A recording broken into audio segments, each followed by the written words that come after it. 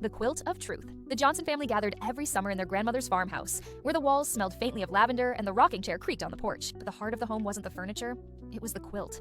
Grandma Eloise had spent 20 years stitching it, each square a memory. A scrap of her wedding dress, a patch from her son's army uniform, a piece of fabric from her daughter's baby blanket. Every grandchild had a square, too, marked with initials embroidered in her neat looping hand. When Eloise passed, the family braced themselves for arguments. At the will reading, the lawyer cleared his throat. "The quilt will go to Margaret." Margaret, the eldest daughter, smirked. Well, of course. Mother knew I'd take care of it. The cousins sat stiffly. Margaret had never been sentimental. She'd already sold half of Eloise's china on the internet. Everyone knew she wanted the quilt not for love, but for profit. At the next family reunion, Margaret arrived with the quilt draped over her arm like a trophy.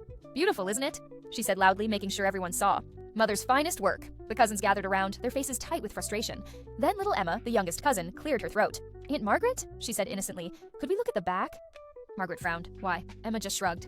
Grandma used to say the back of the quilt told the real story. Reluctantly, Margaret flipped it over. The crowd gasped. Stitched into the backing, in Eloise's delicate embroidery, were words Margaret had never noticed.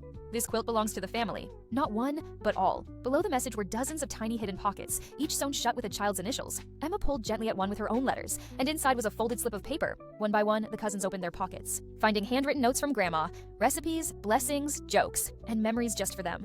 The room filled with laughter and tears as they read aloud, Grandma's voice echoing in every line. Margaret's face flushed crimson. She clutched the quilt tighter. "It's still legally mine," she hissed. But Uncle David shook his head. "No, Margaret. Mother made her will with words, but her heart with stitches. And her heart says this quilt belongs to us all." That night, the family spread the quilt across the living room floor. Everyone sat around it, touching the patches, laughing at old memories, crying at new ones. Margaret stood in the corner, silent and stiff, her power slipping away with every smile and every note read aloud.